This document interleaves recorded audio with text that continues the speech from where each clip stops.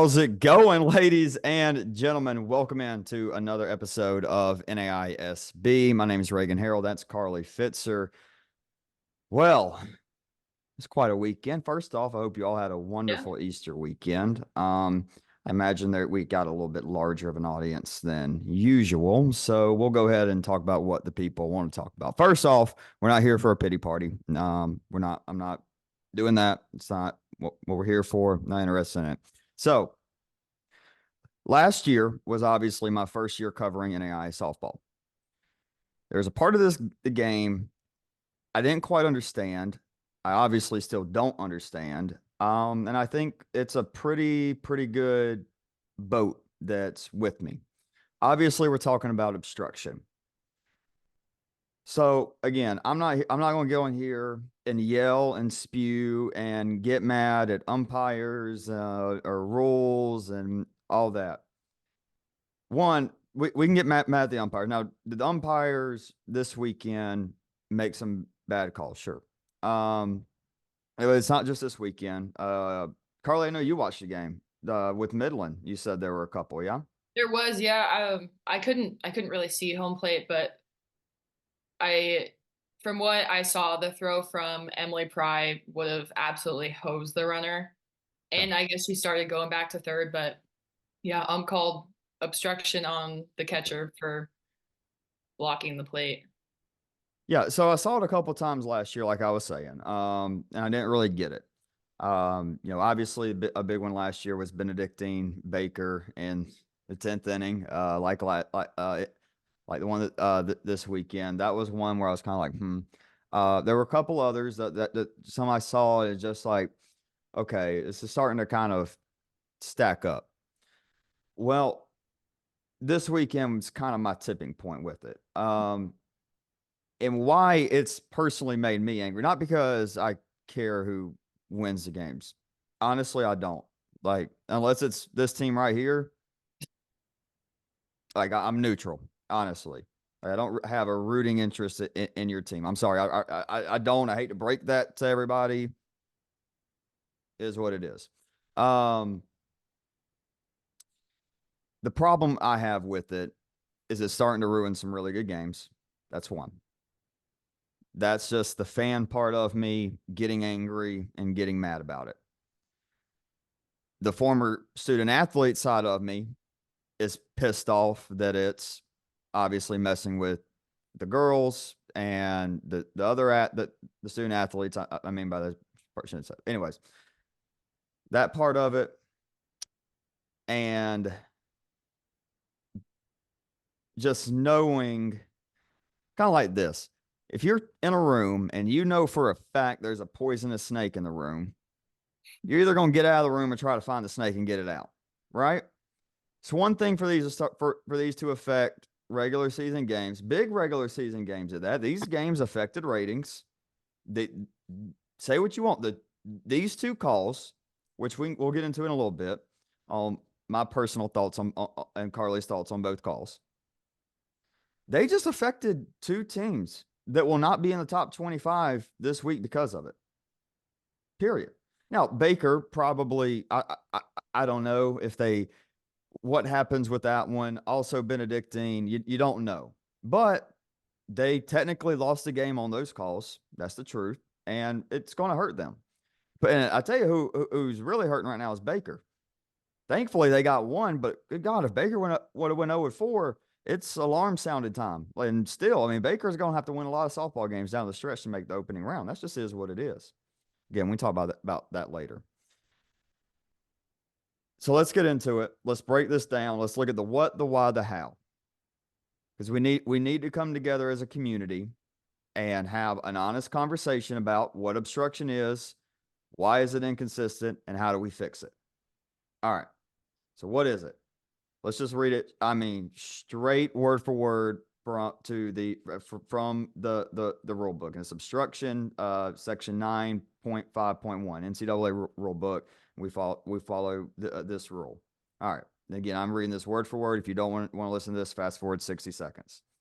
Obstruction occurs when a defensive player neither in possession of the ball nor in the act of fielding a batted ball impedes the batter's attempt to make contact with the pitch or impedes with the progress of any runner who is legally running bases on a live ball, and it can be determined intentional or unintentional.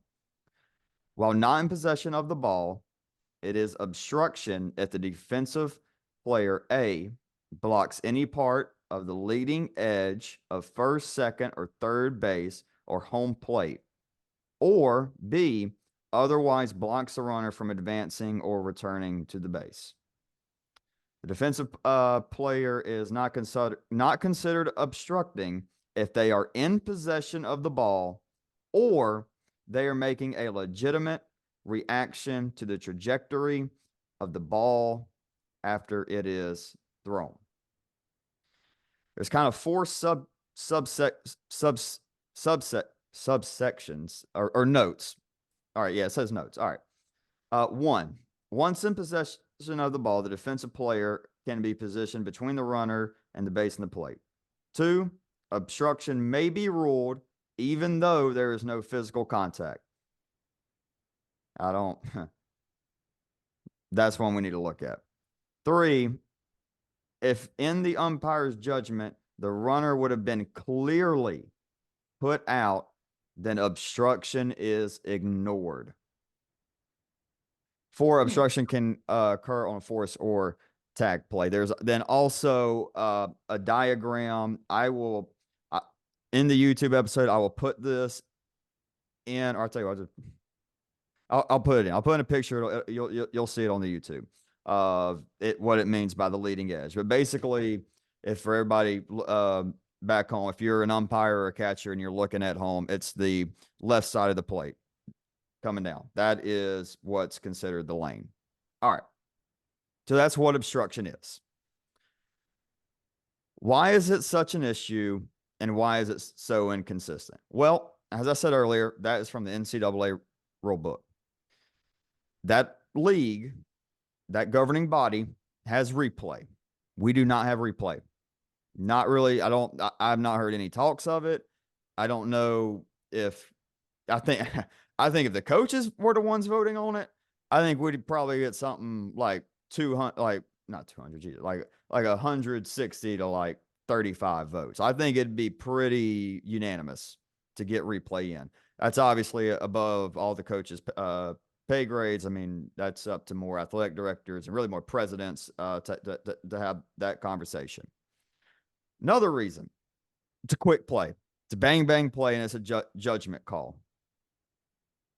It's very difficult for the umpire to see if the throw beats the runner. I mean, it's a very difficult play. It's bang, bang. It's why when you look under what is reviewable calls in NCAA baseball and softball, obstruction is like the second one listed. Probably because, and again, I don't know. I don't have this data. I do not want to speculate, but I assume it's a call that's challenged a fair amount at the NCAA level. All right. How do we fix it? Carly, you got anything to add here? No, I'm taking it all in. I'll say All right. my piece in a little bit. All right. All right. So the big question, how do we fix this in our sport? Already mentioned it, the easy one's replay, not happening. Okay. Well, if we get it, awesome. Now, I do want to go down a little tangent here. So obviously, y'all know I played Sun Conference football. My last year, this past season, the Sun Conference implemented instant replay in Sun Conference football. It made our game a lot better. There were a couple times this year we benefited from it. There were a couple times this year it didn't. But guess what? The right call was made. The correct call was made, and we moved on. It's a very simple setup. Very, very simple. The replays did not make the games that much longer. They were quick, and it was either clear and obvious or it was not. I'll just say that, and we can move on. So what I believe the fix is we've got to revise how obstruction is called. Now, again, this may be something where there are people shaking their heads knowing this just cannot happen. And obviously, I'm not talking about right now. I'm talking about this is something we need to talk about in the off season. We're not changing a rule midseason. Just not. I don't. No, can't happen and shouldn't happen. Um. So here's my fix. Here's how if I was the dictator of NAIA softball, this is what I would do. So obstruction was introduced. The talks of it started in 2011 when a Miami Marlins player ran over Giants catcher Buster Posey, broke his leg after a rookie year, World Series, blah, blah, blah. That's when the conversation started becoming popular in diamond sports, baseball, softball. The whole point of obstruction entering our world of diamond sports is for player safety. I'm all for that. All for it. Just like I was all for targeting being implemented in my sport of football. It's a great rule. Great rule. But here's the thing. Targeting is only called for clear and obvious fouls, and is obviously at the NCAA level is instantly reviewed. Instantly. Like every time you get on and you watch and you hear number 22 has been ejected for targeting, the play is under review. Again, we're not going to spend any more time on the review and replay side of things. However, it has to be clear. It has to be obvious. I believe this should be the same for obstruction. Okay, so what is clear and obvious? It dang sure ain't what we just saw this weekend in the CMU Baker game and the Baker Benedictine game. And in just about every other obstruction call that I've seen. Guess what? We ain't got a lot of NAIA softball catchers just going there and playing dirty. Now, I'm not saying that's not been in our sport. I'm not going to hold my nose up and say, oh, we're this, we're that. Guess what? There are dirty NAIA softball players. There always will be. There's dirty football players. There's dirty everything at every league and every sport in our great wide world. It is what it is. But we do know what is keeping somebody from getting from point A to point B. Barely sticking your leg out 6 inches ain't stopping somebody flying down a line around in third to go win a ball game. All right. Just ain't going to happen. Now,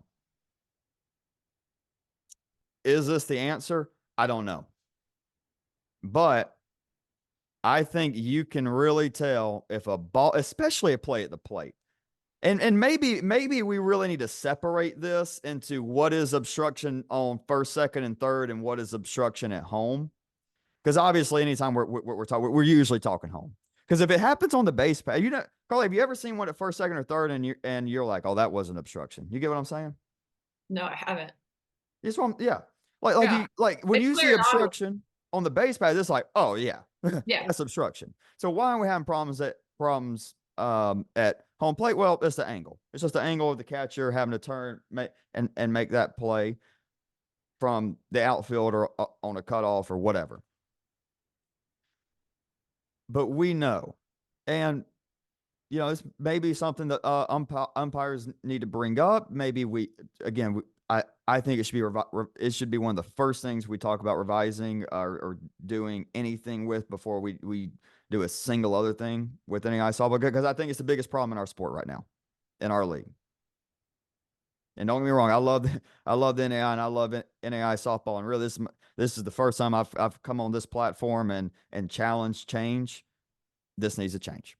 But we know, or we should be able to know, when a catcher is obviously moving early and going and really trying to get in that baseline and cover up that section of the plate, which I think should stay. I think that section of the plate, if you don't have the ball in your hand or in your glove, don't be in that lane. Don't be in that sliding lane.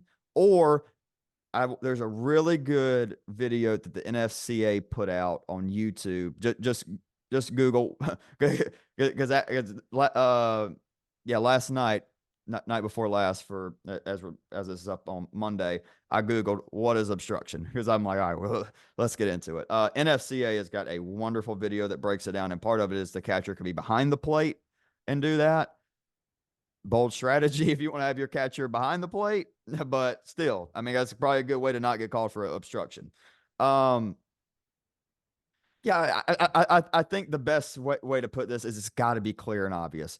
When you're an umpire, you got to have zero doubt in your mind that the catcher was really trying to impede the base runner. I can it be that simple? I don't know. Should it be that simple? I don't know. But I do think if we simplify it to that, I think it's going to make our league and our sport a lot better. Yeah. Anything that add, Carly? You said I it. feel like I just cooked right there. I don't know. You did. No, you said it perfectly. I mean, I think you put it a better way. I was just going to say kind of dumb down the rules a little bit because we don't have access to replay and stuff like that. But yeah, Yeah, I mean, I'm basically, all I for dumb it it. down. It's either they were obviously obstructing, or it was incidental contact. Yeah. I think where you'll get because I've been thinking about the last about 48 hours how this can be turned against how teams could look at my version of the rule and use it against it. You could definitely make an argument. So let's kind of break down what happened with Central Methodist and Baker. So the call was it looked more like Riley had stuck her leg out a little bit into Madison's path, and you could really I could see where other coaches, if we change it to this, to be like, hey, give him a little leg, give him a little leg. It's not clear and obvious. I think you got to really make sure they know if they see the leg getting there. But again, I really don't have a problem with the catcher putting put just having a leg there. I'm sorry. I'm sorry. I don't have a problem with it Yeah. because this goes back to player safety. And this part's for the catcher, a little bit for the player too. Because I mean, if you slide face first into the knee, that's not going to feel good. But hey, if you're a catcher and you're willing to put your whole leg at an awkward angle with a girl flying down the line, sliding in, and you want to risk your ankle breaking your leg and ending your softball career, fine. I mean, go for it. I mean, we're gonna find out how good the shin guards are, I guess. But yeah, you know. And again, do I? So my ultimate thought on the the two calls.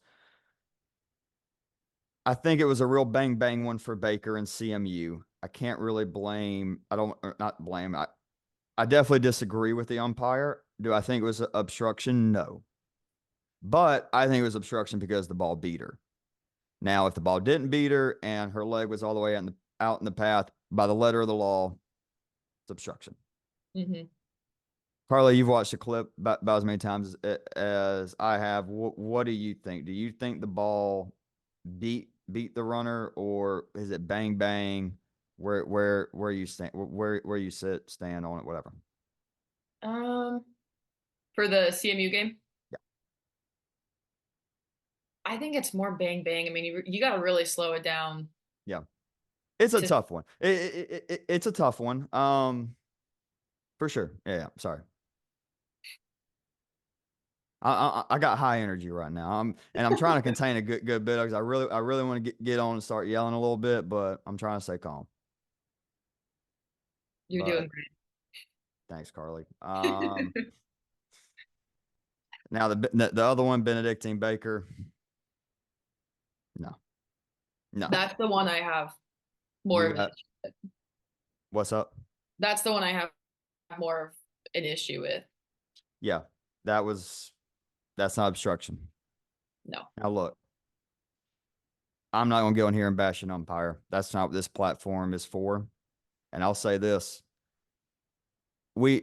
there is obvious there's an umpire shortage and referee shortage across the country, and I'll go ahead and tell you, we ain't got nobody to blame but ourselves for that. Coaches, players, fans, because coaches, Was the last time you thanked an umpire for coming out and umpiring one of your games and just genuinely meant it, not just because you wanted that umpire to have your back on a bang bang call next time he was out there? Parents, when was the last time you weren't a smart you know what and saying, Blue, thanks for coming out. Blue, we appreciate you.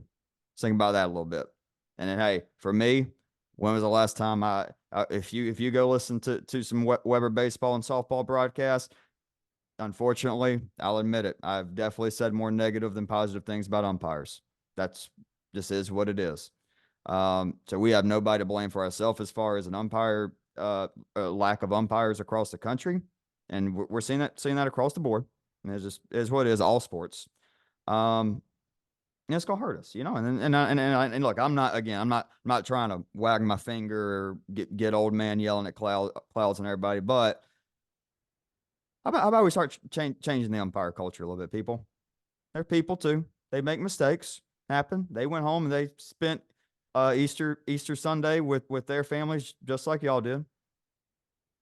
Hopefully, I hope you did. I don't want to speculate. Probably shouldn't speculate all that, but hey, y'all know what I mean. Let's try. How about us as an NAIA softball community try to change how we talk, how we get after? Because hey, trust me, nobody gets more fired up about some umpires than me when they make a bad call in a close Weber game. Weber baseball, especially. I have to mute the mic sometimes and take a breath. But hey, Yeah, I'm guilty too. oh, I'm sure. You ever got thrown? Have you ever got thrown? I've gotten warnings. Dude, you just need a one. Yeah. I actually, Coach Beth told me at the World Series I had to be on my best behavior because you get 2 warnings and you're gone. So I was on my best behavior, but yeah, I've gotten some warnings. Yeah. Well, let's see. I'm the same boat. I got a couple. I got close at say nice thing. We're just I'm not about to start bashing the referee right there. See, I got work on it. I got work, but he made some calls I didn't agree with, and when I went out to punt, I said a thing or two, and he said hey, that's enough. 2-0, just punt the ball. And I about want to say, how about you just ref the game? But I did it. I didn't say that. I kept that one to myself. I'm all right. Well, again, I don't want to harp on this too much. Those are our thoughts. That's how we think it can be changed to better our game. So let's talk about actual softball because good Lord, Carly, we had some phenomenal softball played this weekend. We'll start with Central Methodist, continuing to find ways to win. They take 2 thrilling games over Baker. Game 1, Lauren Hill would get the party started with a two-run double in the second inning. Top of the fifth, Baker answered back, scoring on a wild pitch and a Riley Phillips RBI double of her own. But then bottom of the sixth, Lauren Hill. This was the Lauren Hill game. She had her second big hit of the night with a 3-run shot, and that ball was smoked. Watch that one live. It was cooked to solidify a 6-2 win. Game 2, Central Methodist continue to take a big step towards winning or securing the #1 overall seed in the Heart of America tournament. Obviously, a long way to go. A lot of conference games. We're actually going to talk about one of their non-conference games here in a little bit, but they take it 3-2. Looked like Baker would secure a major win. This would have been a huge win for them. Riley Bell hit 2 solo shots to make it 2-0. Brianna Barczyk threw 6 shutout innings. And then in the bottom of the 7th, Liz Palumbo would get CMU within 1 with an RBI double to score Helena Oots. And then, hey, shout out our girl Madison White. Good Lord, she fired me up with that hustle play. So 2 outs. Madison White hits a grounder up the middle. I can't remember second base. I think it was like second base. Got there, threw it over first. Madison dives in head first to continue the game. Obviously, if she's out there, this episode's probably about wrapped up at this point, maybe. But she gets there, runners on the corners, and then Jolie Sider just took. I think it was a change up. I can't remember. It looked like just kind of a hanging change up, maybe Kerr. I can't really remember. Just hit a shot right center field to score 2. Obviously, we've already talked about that part of it. But hey, Central Methodist, 2 big wins. They're going to be looking pretty. Don't really see them moving past Oklahoma City or Olu, but they'll hold on that number 3 spot on Wednesday for sure. Moving on to another big banger of games. Benedictine and Baker. Game one, all Benedictine. They win it 7-0. They actually out hit Baker 15-3. Scored one in the first. Bats went silent for a little bit. Got things rolling in the sixth. Dropped 6 runs. Bailey Knorr was 4 for 4, 3 Kenor, RBIs. Bailey Kenor. Knorr. Oh, Kenor. and I knew that. Yeah. Bailey Knorr goes 4 for 4 with 3 RBIs and a home run. Natalie Sheffield 2 for 4 with an RBI. And then Kara Willoughby doing it all, 2 for 4 with a double and an RBI. 7 innings pitched, just 3 hits and 2 walks. Game two goes to Baker 1-0. Just 3 total hits recorded in this game. Benedictine tallied 2 of them. Both pitchers on both sides threw outstanding games. Bailey Selvage for the Ravens went 9 2/3, just 1 hit, 8 Ks. And Tess Eubank goes 10, allowing just 2 hits with 6 Ks. And I mean, we talked about it earlier. Baker wins on the sac fly, ump calls, obstruction at the plate. I don't know. I would have loved to see maybe the game play out a little bit more in a different way, but Yeah. like I said, it happens. You know, I might just have to take full on responsibility for this one as well. Because I did send out a tweet after or in the bottom of the ninth, and I was like, or no, yeah, right after the bottom of the ninth, and I was like, Benedictine and Baker scoreless through 9, and then it was the Back to the Future meme. Hey, I've seen this one before. I don't know if you knew this, Carly, but last year they played in the conference tournament and identical. Like it was Baker that had the no Benedictine had the no hitter going through this game. And then in the 10th inning, Baker ended up walking it off on an obstruction call at home. So maybe Dude, my you've been jinxing people. dude, it's getting scary. I don't know. I mean, hey, all I'll say is coaches, $10 a pop if you want me to try to reverse jinx your team. Venmo is Reagan 289. But yeah, again, I'm not going to talk anymore about the obstruction. We've said We've said enough. our piece. Yeah. So here's what I actually thought. I just saw the typo, Carly. That's great. We'll keep that one. We'll just say it's supposed to say a shift in powers, but I think y'all can connect the dots there. So this is what I thought I was going to get on here and start harping about heading into the weekend. The Sun Conference. Hey, told you, told you.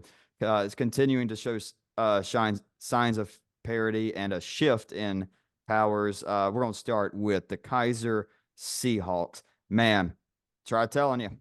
I don't know. I tried telling you about these Kaiser Seahawks before the season started, before they went to Space Coast, after I saw them in Space Coast, and they just took 2 or 3 from number 18, Coastal Georgia. Now, first game, I honestly, after the first game, I was thinking Coastal's about to sweep. They're fine. They're chilling. They took game one, 4-1, vintage Bryce Peacock performance in the circle, which I've been waiting to see against. And she did it against a good Kaiser lineup. 7 innings, 5K, 2 walks, only 1 earned run. Rory Rhodes continues to stay hot with the bat.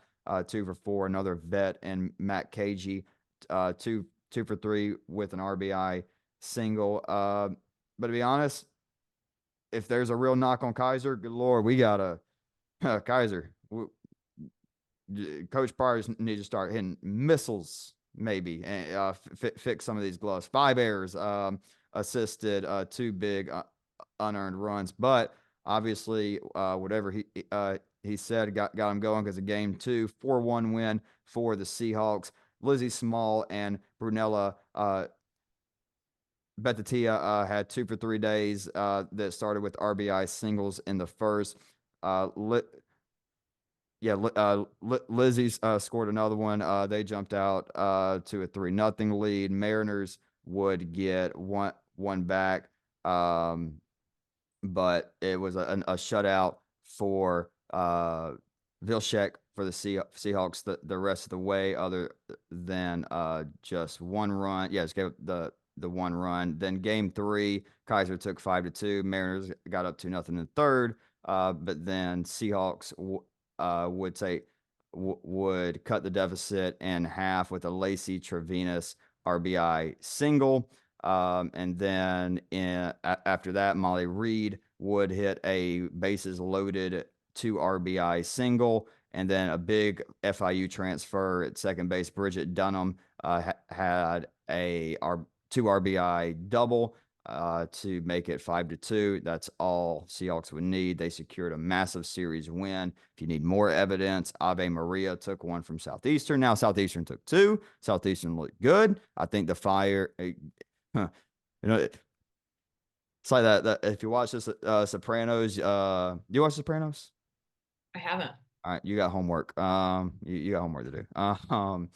But my Sopranos listeners, with Seal, how's it go? It's he says something every time I try to go, something like that, and they pull me back in. Southeastern's just playing with me at this point. All I do is I look at the pitching and I look at the stolen bases, and I'm like, I'm in. I'm back in on Southeastern. I'm back. But definitely good for Ave Maria. They took they took one, which is like Yeah.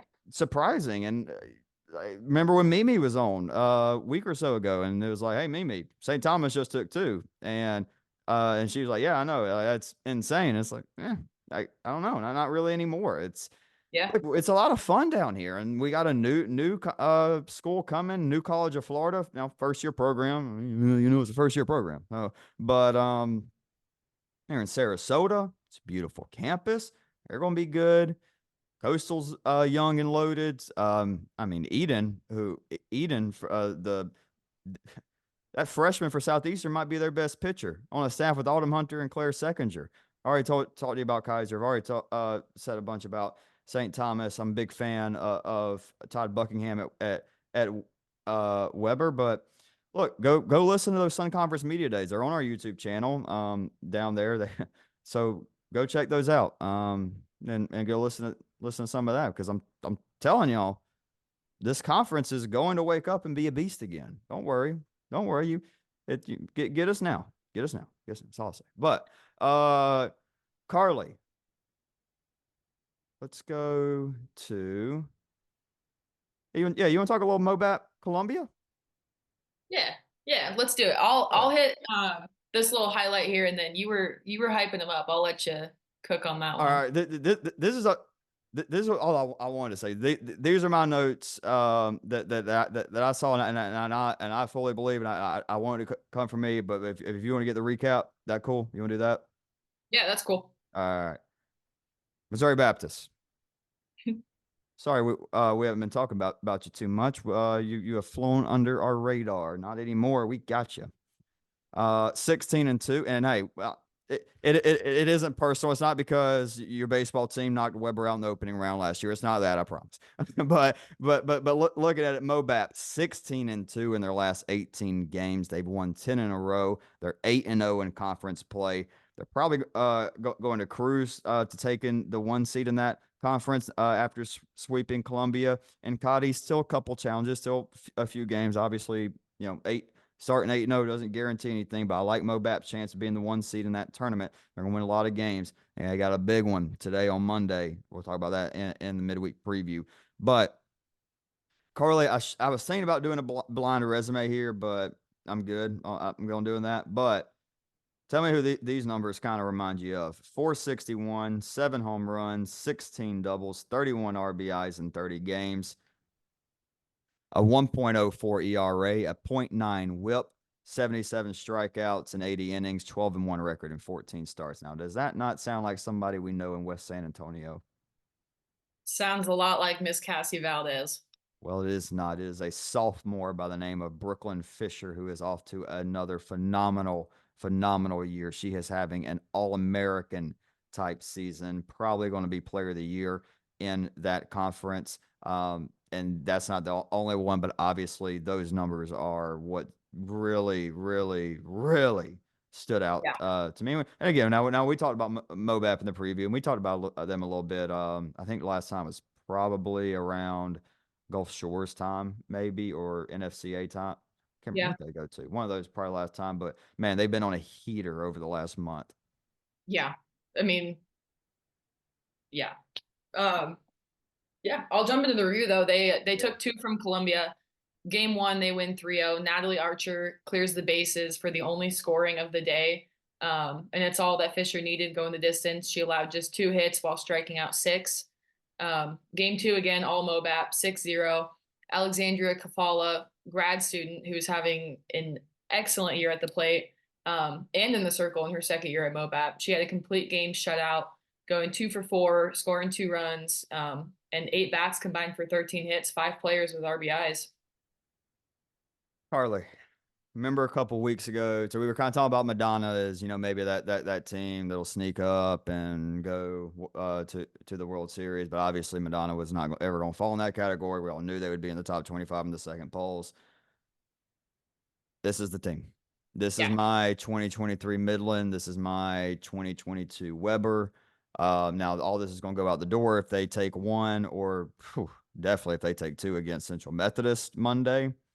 Now that's out the door, but it's a really good softball team. This is a couple of tough losses, not good losses early on that probably keep them out of the top 25 this go around. I do think this is one of the 25 best teams right now as we stand in NAIA softball. Um, again, they're going to. I'll be shocked if they're not at least playing for the conference championship in their tournament. I mean, and the only reason I don't have them winning is because Columbia. They got, even though Columbia did not score on them this weekend, they still got a pitcher that can go and shut you out for sure in a heartbeat. Um, but yeah, no, Mobap, they're having a phenomenal year. Again, we probably some team we probably should talk about a week or two ago, but you definitely did. You are under the microscope. Missouri Baptist is official. Uh, let's go down to the Southern States, Carly. All right. Yeah, Southern States. Real quick, shout out to friend of the program, Emily Bunslow, no hitter against Point, 7 innings, 9 Ks, one walk away from a perfect game. Point obviously having a pretty rough year, but still no hitter is a no hitter. Yeah. Yeah, William Carey and Faulkner. They split a DH. Faulkner kind of similar. Now, a team we have talked about a pretty good bit recently, but a rocky preseason. They've won 11 of their last 14, and those include wins over Division I Alabama State, and then the two real top dogs in that conference in Mobile and William Carey, and they sit 10-4 in the conference. Game 1, however, like I said, William Carey was one of the top dogs. They are that they showed that in game 1. 10-0. They out hit Faulkner 20-5. Don't 20 when I hear 20 hits, I kind of wonder. I was like, I wonder how many of those are errors that the SID called a hit. I get it. Hey, we've all been up there statting. Just kidding. Just kidding. Never, never, never. Right? Never. Ryan Hornsby, 6 innings of 2 hit shutout ball for the Crusaders. Obviously, the entire offense had a great game 1. However, how about some mental toughness? You lose a game like that, Carly, it ain't Yeah. easy to go out and win game 2 against a top 25 team, 5-3. Ivy Hill has it has been a big reason for Faulkner's turnaround. Now she's now had back-to-back quality starts for the Eagles over Mobile and William Carey. She's got her ERA south of 2, complete game, only 3 earned runs. William Carey did have a 2-1 lead heading into the bottom of the 4th. 2 walks and an error load up the bases for the Eagles. Chloe Davidson and Anna Segris back-to-back 2 RBI doubles, and that was enough for the offense. That's all Ivy Hill needed to go on and secure a big win for Faulkner. Now Faulkner's interesting, definitely. I want to pull up their I want to pull up their record really quick because I don't have it in the notes or on the top of my head. And this, ladies and gentlemen, is how you just pander on a podcast while you're looking something up and find it. All right, so Faulkner 17-10. All right, so they're probably gonna have to win this conference or at least get an AQ to be able to get in. They're at 17. They got 1, 2, 3, 4, 5, 6, 7, 8, 9, 10, 11, 12, 13, 14, 15. So they got 16 games left. They can get to 30 wins. They could definitely get to 30 wins between this and the conference tournament. 48 teams. It'll be tough. That'll be tough for them after rocky start to their year. But man, they're trending up, which this is the Yeah. time of the year you definitely want to be doing that. Yeah. Moving on. Rio Grand. Grand. No E. You Shouldn't did have put just it wake up there. from that Easter food coma. Dude. Yeah. Rio Grande and Indiana Southeast, they split important River States doubleheader. Um, IU Southeast is in the driver's seat right now, sitting at 12-2. They do have a square down on April 13th. It's my birthday. With St. Really Mary of the Woods. It is, yeah. nice. Yeah. About Big that. game now. St. Mary of the Woods is 2 games back in standings. Game one, though, IU Southeast, all then. They win at 7-0. It was a really good pitching duel between Madison Wathen and Madison Ogden. But in the seventh, IU Southeast, they load the bases. Cassie Roman tallied her second RBI of the day. Her first was a solo shot in the fifth. And then Autumn Olstrom hits a grand slam to kill any chance of a comeback. Wathen completed her 10K 2-hit complete game shutout following that grand salami. Let's run these. Let's run the Autumn Olstrom stats real quick. Yeah, pull them up. Let's pull that up. Let's see. 484, 12 doubles, 6 home runs, 38 RBIs. Only struck out 8 times. She only has 1 stolen base. I thought guess not. How about a 1.36 OPS though? Jesus Christ, she's slugging 806. That's not bad, Carly. 16 walks to 8 strikeouts. She's got to feel like she gets a little Sarah Giles type treatment. She might. Yeah. She's good. I saw her. I obviously knew about her, watched her on live streams before, but she was Yeah. a lot of fun to watch out in center field, up in Columbus. Hmm. I'll have to tune in. Indeed, indeed. Indeed. Game two, though, Rio takes it 9-6. Red Storm jumped out to a 5-0 lead, aided by RBIs from Madison Ogden, Madison Perry, Kayla Sedgwick. IUSC started to come back. They were able to make it 5-4, but Rio stretched the lead back out with a 2 spot in the 6th and the 7th. And Hannah Beers came in and she put out a fire to secure the save. Hannah It's a great Beers. name. Great name. We'll leave it at that. Fun one. That's a fun one. I tell you, that's gonna be y'all want a sneaky good tournament to watch, a sneaky good conference tournament. What's and obviously we got a little ways to go. We'll talk about this, but so this won't be the last time saying it. The River States is gonna be a sneaky good tournament. Sneaky good. I tell you, a tournament that's not gonna be sneaky good, it's just gonna be flat out good. It is going to be the Crossroads League. Little doubleheader caught our attention. 2 interesting games, to say the least. Game one, Alyssa Wagner, 7 innings, 0 hits, 4 strikeouts, kind of just like Emily Butts was 1 walk away from a perfect game. Yep. After she has a 1-2-3 inning, their dugout comes out and it's like wagsy, waggy, wagsy, waggy. Yeah, That is so fun. it's a good one. Come on, it's Iwu. It's Iwu. It's Yeah. Coach Babs. That's gonna be a fun Yeah, group. you know what? I do admire them and their fun little things. Yeah. Let's see. Sadie Harding 2 for 3, RBI and a double. Cameron Buck, she added on with another RBI, 3-0 win. And then game 2, Spring Arbor. Hello. How you doing? That's how you again. A lot of teams that were underdogs got beat up. I mean, 3-0 is not getting beat up, but no hit, whatever. You're not feeling good after the game when the lineup, and then you respond really well, just like It Faulkner. open. And yeah, Spring Arbor does the same thing. Love that group. Shows great things about their culture and their program. 11-0, 11 runs on 11 hits. They were scoreless for a little bit, but after that first time through the lineup, they're probably like, hey, nope, we're not doing this again. So they drop a 7 spot in the fourth. Grace Lentz, big day, 2 for 3, 4 RBIs, one of those base knocks, a double. Summer Ambler went 3 for 4. Maddie Thrush 2 for 3, 2 runs scored, 2 RBIs.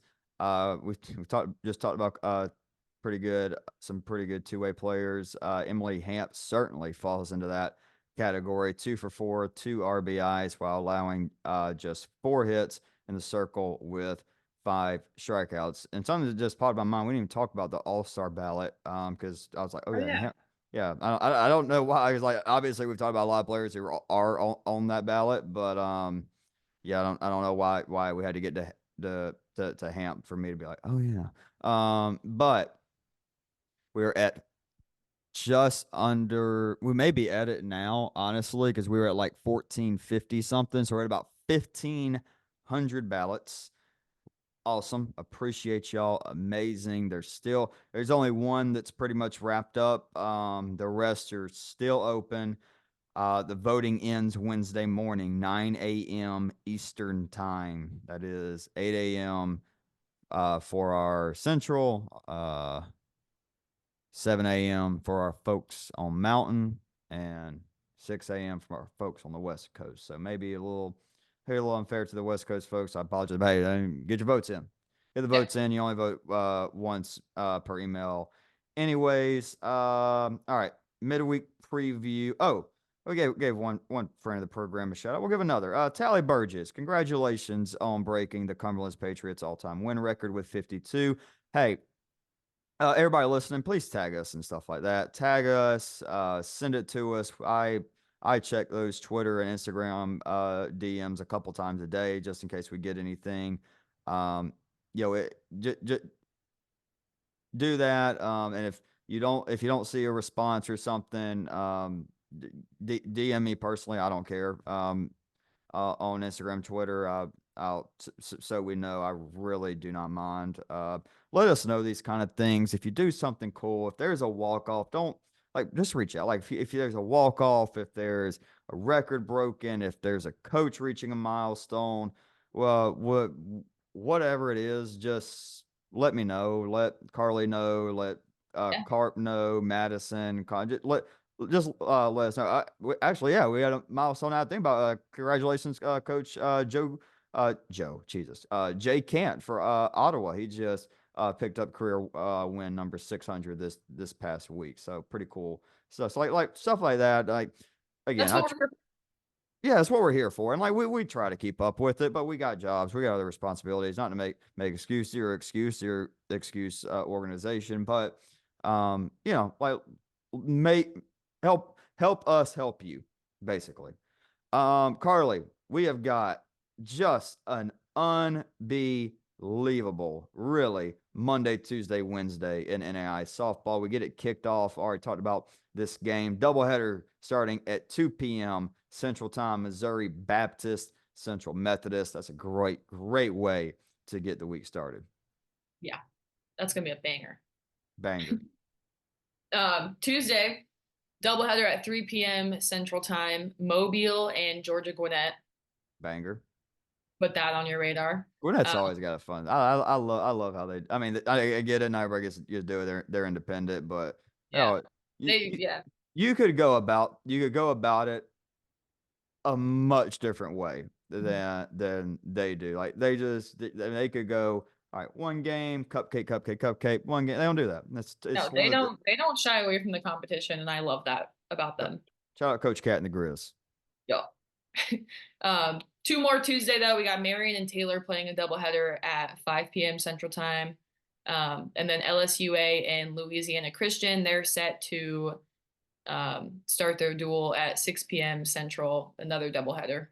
It's a fun one in another conference that It's going to be really interesting because, I mean, hey, we know who's running the Red River, Yeah. but there's still a good chance two or three schools get an opening round, make something shake. And look, I think nobody's going to be surprised if Olu's going to be in Columbus. So great chance for that conference to possibly send multiple teams. And I think LSUA especially has that ability.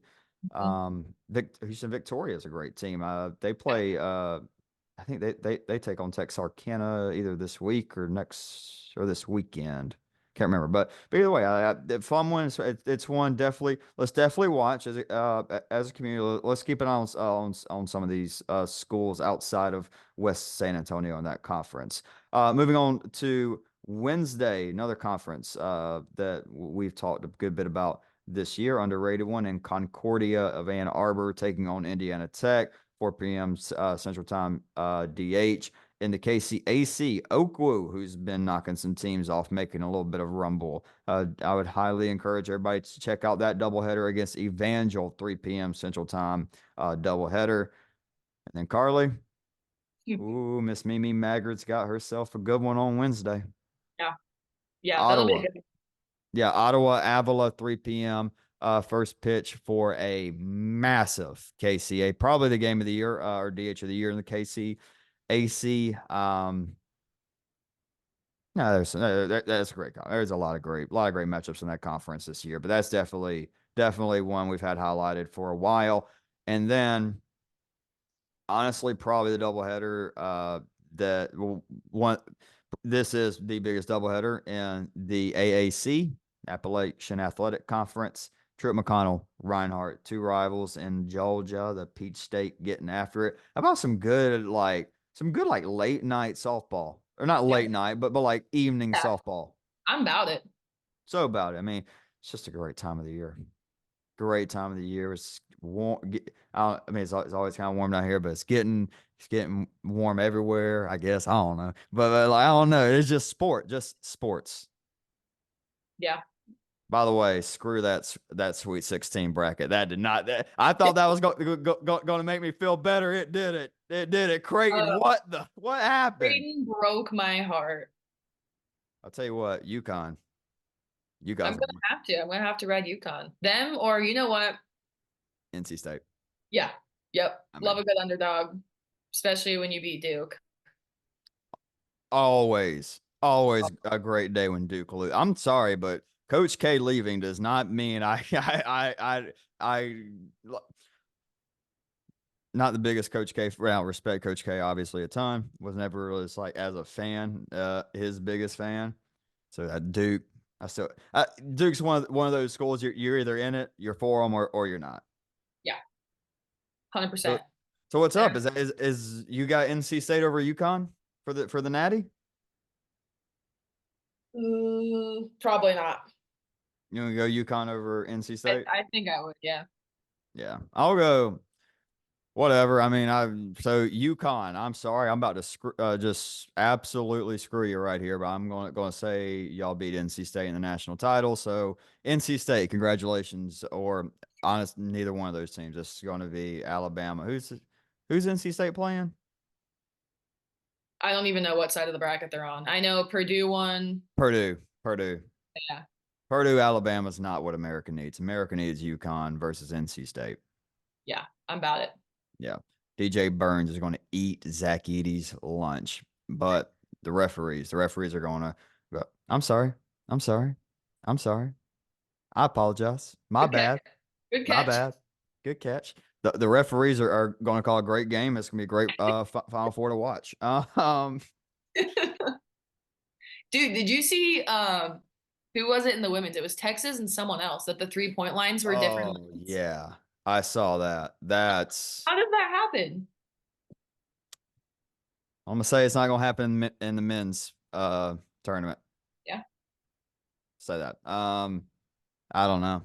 I don't like how. I don't know how that happens, Carly. I mean, I really don't. I'm not paying attention to detail. Yeah. Be Messed up. really, you know what I'm really interested in seeing here in a week or two? Really interested to see what the ratings are for the women's tournament versus the men's tournament this year. Yeah. Yeah. Especially with what Caitlin Clark's doing and Well, I mean, it's her, it's South Carolina, it's LSU. I mean, these are teams that I'm hearing just as much about as honestly. I think more of my Twitter feed is Yeah, that's why I say I'm seeing more on the women's side now. I get maybe it's a well, no, I mean I follow as many. I mean I've definitely follow more like male sports teams than women, so I guess that really what makes sense. But yeah, I don't know.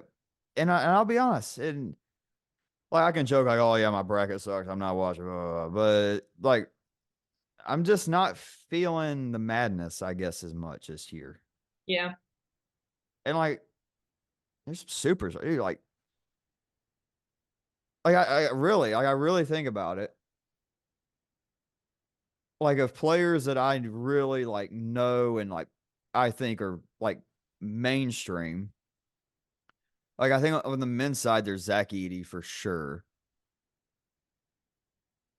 See, But I on the wouldn't even women's side, do I know what? the I don't Yeah, I I mean, I don't mean, Caitlin Clark, Angel Reese, like those are, yeah. yeah. And obviously, the big reason for this is I mean, we said Zach Edey. Why does everybody know him? Well, he was a Player of the Year candidate last year, and he came back, surprising everybody not going to the NBA. There's so many one and dones. How can you get to know anybody? It's like that guy or girl you dated for a week 3 years ago. You don't really remember them that well. But on the women's side, I mean, we've known Caitlin Clark for a couple of years and Angel Reese. And again, I'm just not a huge basketball fan in general. So like this conversations are not really I'm probably not the one to be having this conversation. I'm just, it's a podcast. We're going to talk about something, I guess. I don't know. Like sports. Sports. Opening day. How about baseball? Go Braves. My I'll take Cubs two or three. Two or my three. Cubs broke my heart. That was a I tough mean, one. to be fair, that game one, they shouldn't have even tied it in the first place. Did you see that um pass ball that was actually fouled and they tied it up? Mm-mm. Oh, well, they didn't even review it, but they shouldn't have even Carly, we're being gave nice. it. But the Cubs are I'm ready for the Cubs to break my heart again this year. Yeah. I mean, so my whole thing, like last year, after the Braves took game 2 over the Phillies and the NLDS, and we split on that crazy double play. Um, I was like, we're about to go rob the bank. We're gonna go rob the bank. I was right. We robbed the bank. We just didn't rob the bank in October. We robbed it in March. But Yeah. you know what? It's fine. Strider's got a curveball. The The Braves new are going year. to win the World Series. We're going to hit 400 home runs this year. I'm going to be happy. It's going to be so sick. It's going to be November 1st. We're going to beat the New York Yankees. Making sure my Yankee my Yankee fan girlfriend's asleep. Yeah, she's out. Um, I had a great weekend there. I ate well. I ate well. Italian family on Easter. I ate very well. Um, Shout out to Tettis. Great host. Great host. Um, yeah, they're gonna win in November, and it's gonna be sick. And then Georgia's going to just keep winning. They're going to win all their games. They're not going to lose a game. They're going to beat Alabama in the SEC championship. We're going to get a bye in the new playoffs. We're going to win 3 playoff games. And Georgia's going to go 16-0. I'm going to get another flag just like that one. And it's going to be great. And the world, everything's going to be great. Everything's great. I'm looking at the future. Everything's going to be great, Carly. I just jinxed my teams right there, didn't I? Yeah. I just jinxed my Look, teams. I try not to get my hopes up being a Nebraska fan, so I'll live through you and your hopes for Georgia. I mean, Dylan Rayola, we're not fired up. You're not No, fired. I am, but I mean, I don't know. You want to start a true freshman or roll with Heinrich, who wasn't terribly impressive? I don't know. Hey, It's hard. The all I know is Georgia won with a walk-on QB. Yeah, Stetson Bennett. Shout out my boy Stet. he is like 32. Hey, hey, hey. He was 26, 25, 26. He's off his family's insurance before he even graduates college. Uh, so we're just rambling at this point, so let's just Yeah. keep it going. What was on the plate today? Well, I'll have you know, in my A game I told you about last week, I got second. So Oh, pretty happy the with that. game, the egg. I thought you said A, like the No, the letter egg one A. with like Yeah, the cracking. yeah, yeah, yeah. Um, For the people that didn't listen, explain that for them though. yeah, everyone gets a hard-boiled egg, and then you go around the table and you put like the skinny point to the skinny point, and you try and like break their egg. And if you break it, you keep going. If yours breaks, you're done. Nothing fancy about it. I got That's second. it. I picked a yellow egg, and I had hope in it. Who won? My Aunt Becky. Shout out Aunt Becky. Good Yeah, for I her. know. She won the Reese's, but I got what I have? Polish sausage. Mm. My mom makes a fire like French toast casserole. Ooh, ooh, Mm. ooh, Hmm. Cheesy ooh, ooh. potatoes. Um, what else? Oh, some quiche. Key. That was slapping. And then my grandma makes these things called peanut butter rolls, and if no one stopped me, I would probably eat like five in one sitting. So Mm. that was that, and I am stuffed plum. Nice, nice. We ate well. It started off actually. They did lamb chops out on the grill. Ooh, I was like, oh, we those, fancy. those Italians do it right. I'm just saying. Anyway, yes, they do. Yes, they do. That would start off with that. Then main course, some really good ham, sweet potato casserole, some mashed potatoes. You know, I'm from the South, so I'm pretty particular about my mashed potatoes, and they passed the test. Good green beans. Yeah, it was phenomenal. Ate good all. It was great. I mean, I can't remember what all we ate all weekend, but it was great. I had a great time. But all right, Carly. Yeah, this was a fun episode. I feel Yeah. like so again, let's just go back one more time. With obstruction. I don't I do think it's a big deal. I do think it's a big deal. I'll say that. But I just want to say if the worst thing that happened to you this weekend was your team or you know, on the team got screwed on a softball call, and that's the worst thing that happened to you this week, you had a hell of a week. You had a Yeah. hell of a week. You know, um,